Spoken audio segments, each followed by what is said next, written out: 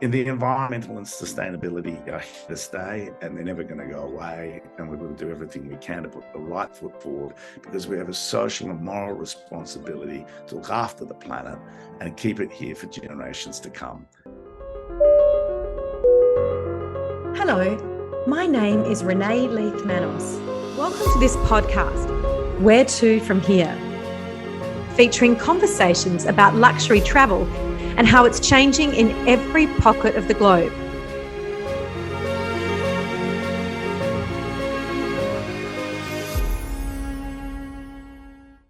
I am super excited today to finally be speaking to Nick Wayland, who I've known for many years through the travel industry. Nick runs a number of very successful businesses. He's been in the travel industry for some 23 years, and TravMedia is this very unique business that brings together people like me who are journalists and people who are public relations people running some of the most exclusive and best luxury travel and all sorts of travel experiences all over the world. Welcome, Nick. Thanks, Renae. Wonderful to see you. And sorry I've been so elusive.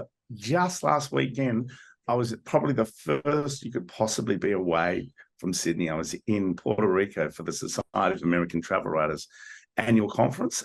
Flew from Puerto Rico, that narrowly missed a hurricane, into New York, got 24 hours in New York, spent the night, got changed and flew to Hong Kong, landed at 5 a.m. in the morning in Hong Kong, spent the day doing meetings, and then did the red eye to Australia. So an exhausting couple of days of traveling, but I'm not going to complain, because we are very lucky to be in this industry and to be able to fly all over the world for our work. 100%. And if you lose concentration with all that traveling, I'll understand. Tell us how you started your business and how it's flourished to be this global enterprise that's just very inspiring. Yeah, thank you. That's a good question. Well, I used to be a journalist, and I was working for the Wentworth Courier, that then bought up all the local newspapers, including the Sydney Weekly and the City Weekly. And I did the Sun Herald on the weekends. So I had pretty much a 7-day-a-week job. And then the internet came along, and the idea was, why don't we publish press releases on a website? Because everybody seems to be traveling so often. And then that sort of built bigger and bigger and bigger with the different things that we used to put onto it. Like now you can upload your stories as a journalist. You can use journalist alerts to research your next subject. You can download photographs. You can download videos. You can download everything you need. It's the LinkedIn of the travel industry, primarily for journalists. Then what we've also done is we've morphed into doing our own trade shows as well. So we did 7 trade shows around the world, and I'll give you some video footage for it, where we have a thing called speed dating for journalists. It's called TravMedia's International Media Marketplace, and it's 15-minute appointments that destinations, hotels, airlines, and cruise lines have with the Wall Street Journal, the New York Times, the Sydney Morning Herald, the Sun Herald, whatever it might happen to be, or freelancers that contribute to all of those publications, magazines, or radio. Fantastic. It's a very enterprising concept, and it's wonderful to see how it's flourished and grown. Yeah, well, thank you. I know now, we're 11 countries. We have about 3,852 clients. I'm not keeping tabs on exactly what that, but importantly, we have 50,000 journalists and PR members. So it's a very much, even though it's a niche, it's a very cliquey niche. It probably knows everybody. I mean, 50,000 people don't know 50,000 people, but within each country they do. Yeah. And it's just a platform like LinkedIn that everybody uses to post information. Yeah, no, it's absolutely fantastic. How has travel changed? I mean, we've had more changes in the last few years than ever in the industry before, I'm sure you'd agree, due to everything that happened in the world. I mean, we talk a lot on my channel about, more the luxury end. How have you seen things change? I mean, you're literally at the forefront. Yeah, that's good questions. Well, sustainability would have to be number one. Everybody now wants to have a sustainable product. Airlines are trying to bring their carbon footprint down to 0 by 2050. Cruise ships are going for gas, which is literally just a stepping stone to moving into electricity. Main thing that's happened that we've seen is that because we were caught up during the pandemic for such a long period of time, I call it the rubber band effect. You pull it back for so long and bang, let it go. Everybody wants to start traveling again. So we've got great analogy, and it's so true. So true. we've got that coupled up with the fact that it hasn't been easy to get the airline industry, or for that matter, get the hotels back into working order. Pilots that have gone on to find other careers so that they can pay their mortgages. And now they don't necessarily want to come back to another airline job where they might be put in the same vulnerable position they were because of the pandemic. Now, that said, of course, there are lots of airline pilots coming back, and there are lots of hotel staff coming back, but they're demanding a lot more money as they need to. Supply and demand. If you pay more people, then you'll get more pilots. And I think also the new planes that we've got flying at the moment are more the 787s that have got a carbon footprint per seat of about 40% less than the bigger A380s. We've lost that large number of airlift that we used to have pre-pandemic. Yes, some of the A380s are coming back on board, but more airlines are moving for the 787 and the A350 because they're made of carbon fiber. We all know the carbon fiber is lighter and stronger. They've got also massive engine improvements on those planes. So the cost of operating those aircraft is so much less. Hopefully, we'll find in a few years' time where prices start to come down, but I just can't see that happening anytime soon. Really? It's vastly more expensive, though, flying out of Australia. I mean, I was living in Asia the last couple of years, and I mean, flying from Jakarta to Italy or Milan compared to flying from Sydney, it's almost double the price. How do you justify that? Well, justified, I think, is not really the right analogy. Put it this way: in 1982, when I first went to Europe, the airfare price was $2,000. Yeah. 2019, 2020, just prior to the pandemic, the airline price for an air ticket to Europe was $2,000. You're absolutely right. The price of the flying for the past, 40 years has not changed. Yet we've had inflation. $2,000 today is probably $10,000 in 1983. So of course prices are going to increase. It's about time the pricing caught up to what is reality. The costs of running airlines has always traditionally been a massive loss maker.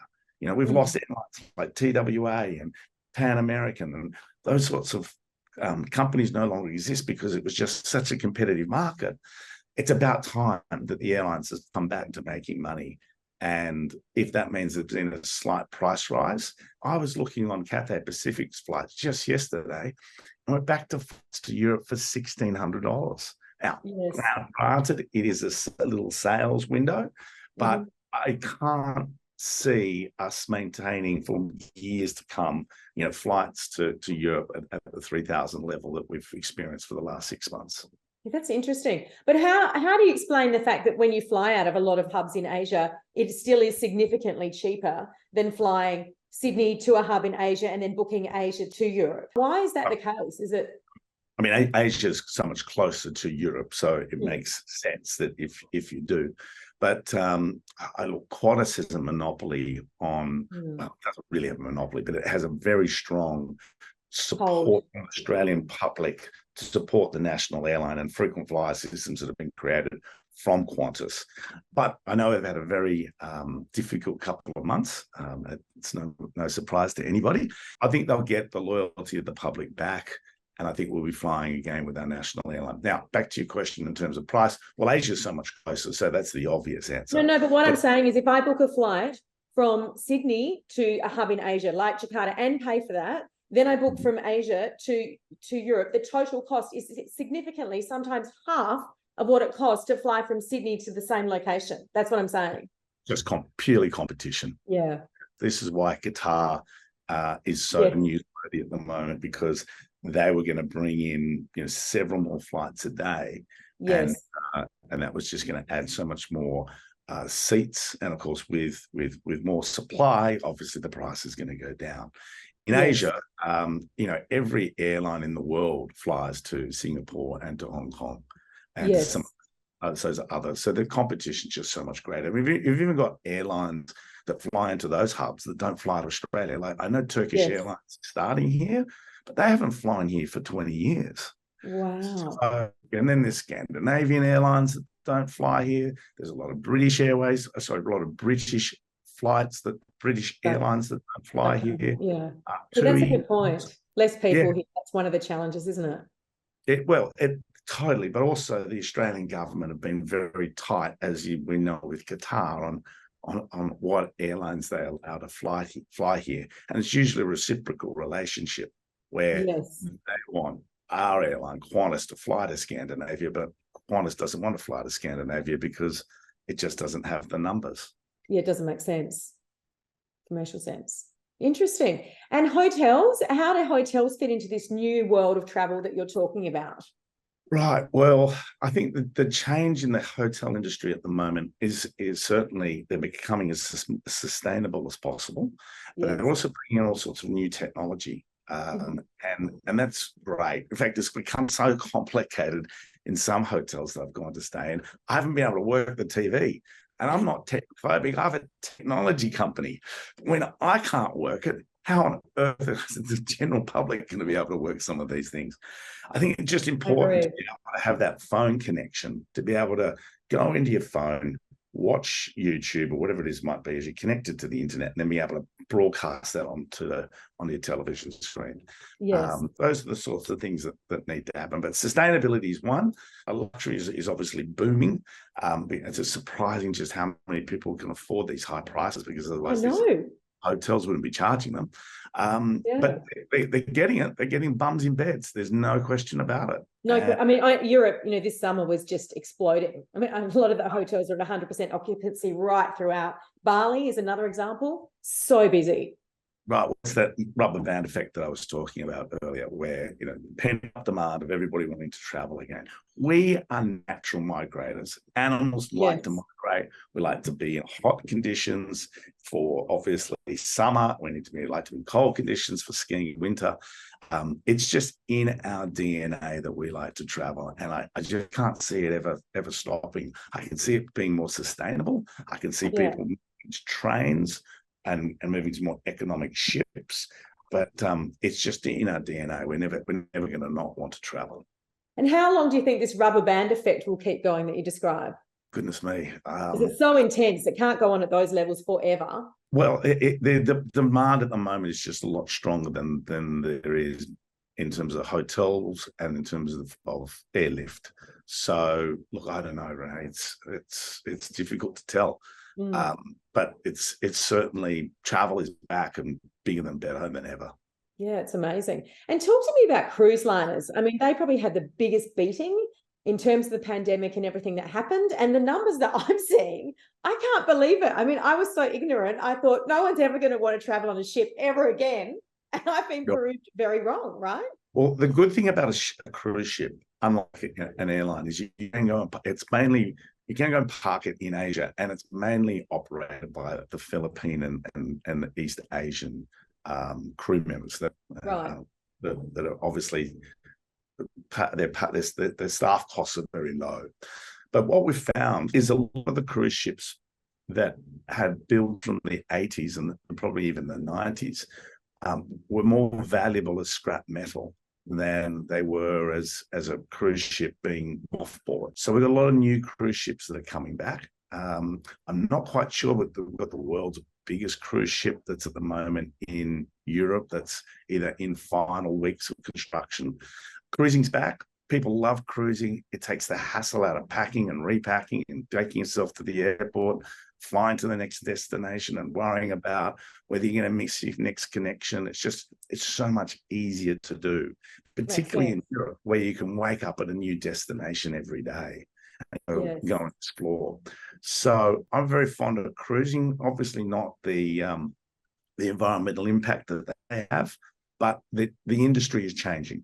I speak to Clear all the time, which is a cruise lines industry association, and they're talking about all sorts of new concepts that they're coming up with. So even going as far as resourcing their food from a local market rather than buying a cheaper product that has to be airlifted or flown in from another country. All sorts of plans in place. Solutions. Correct. Because the customer, being the passenger, really would prefer the most climate So would really like to reduce their carbon footprint. 100%. Nobody wants to know that they're going there and creating, it's the guilt. It's like flight shaming. You don't want to feel guilty about going on holiday. So No. if the airline, cruise line can come up with more sustainable ways, you're going to naturally migrate to those cruise lines and airlines that are doing the right thing.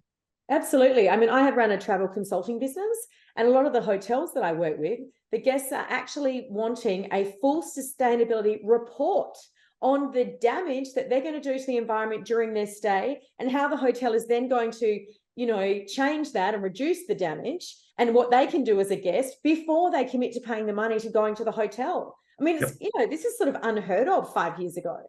And it's not unique to just having clients like that. I've got folks that are having hotels.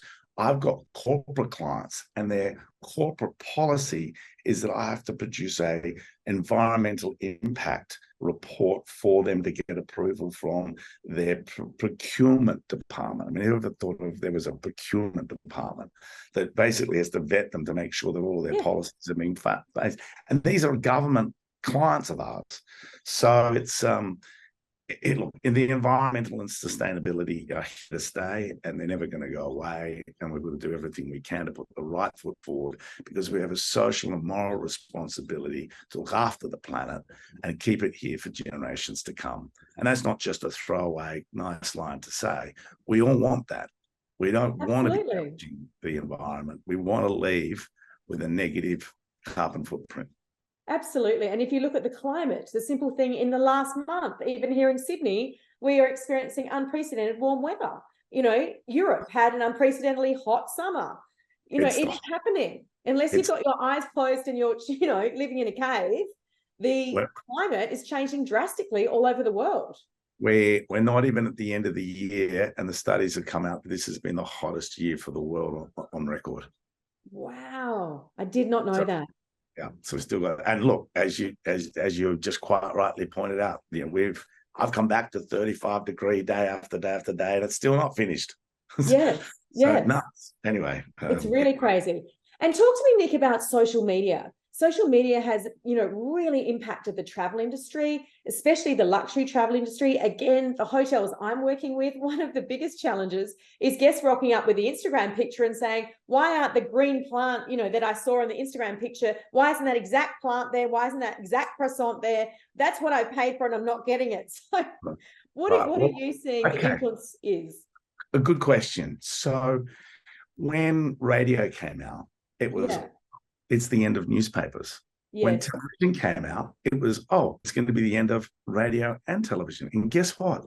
They're all still here. They all make an impact. There are more publications today than there's ever been. So social media is just another communication channel that we're going to be using for the future.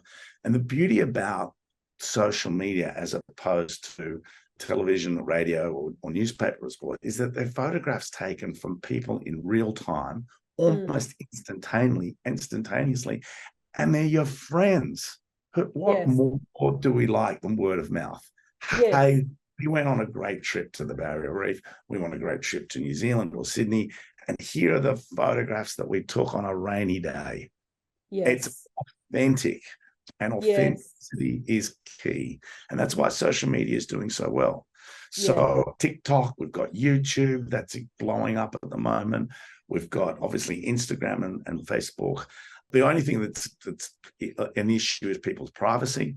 I'm sure that, the big technology companies, even Apple, will get on top of this and earn our trust back again. But social media is here to stay, and social media is so important to demonstrate to people that it's not always a great ski day. It's not always a beautiful sunburnt beach. It can quite often be a tropical cyclone, as I narrowly missed in Puerto Rico. Oh my goodness, thank God for that. But no, I think, to be honest, social media is a real asset to the travel industry, because it's really enabled them, as you say, enabled guests to go inside a hotel room and really see what they're getting, before they get there. Whereas previously, and you can't quite get that across in a magazine the way that you can in perhaps just a simple video, as you said, taken by an amateur, by a friend, and you go, oh, actually, I don't really like that. Or, conversely, that's, beautiful. I really want to go there. It's all about also storytelling. So it's the dope. There's 3 stages of storytelling, and there's 3 stages of the dopamine drop. There's the fantasy, which you see by looking at video, newspapers, magazines, or social media. There's the actual experience. That's another bit of dopamine. And then there's the 3rd stage. It's coming back and telling everybody about how nice and wonderful your trip was. Yes. So I'm very, very into this, 3-stage structure. And a social media is another way of telling people at the end of your trip just how much fun you had. That's it. And also it's the pecking order, let's be honest. In the chook yard, who got there first, who got the best table, who got the best view. Keeping up with the Joneses, huh? All of that is still real, especially in travel. Speaking of which, where do you travel to? Where do you like going? And do you like traveling in luxury, or what's your favorite? Well, I've been very blessed with a successful business. So, yes. I'm not going to say money is no option, but I think for most part of the year, I am traveling for business and fun. Yes. France is my favorite of all favorites. Me too. You can't beat the Riviera. South of France, anywhere from Monaco down to Saint-Tropez, just a spectacular part of the world. Yes. Whilst it's not extremely cheap, it doesn't necessarily have to be terribly expensive. Yes. You can get there cheaply. You can do it, if you don't live right on the coastal edge and you don't mind a 10-minute taxi ride, you can get some fairly cheap accommodation. Courchevel's up there with being my favorite ski destination in the world. I visit there at least once a year. Vail is my other favorite ski destination. Vail being a little easier for me because I'm in New York most of the year, but trust me, I do everything I can to save money. I take the Epic Pass. I don't have to pay for, the extremely expensive day rates that you have to pay there. And the other destination I love is Ibiza, Formentera. But for the last decade, every year I rented a yacht in Greece, 20-footer with 8 friends and 4 crew. And there's nothing like Paxos, Anti-Paxos. It's just a spectacular part of the world.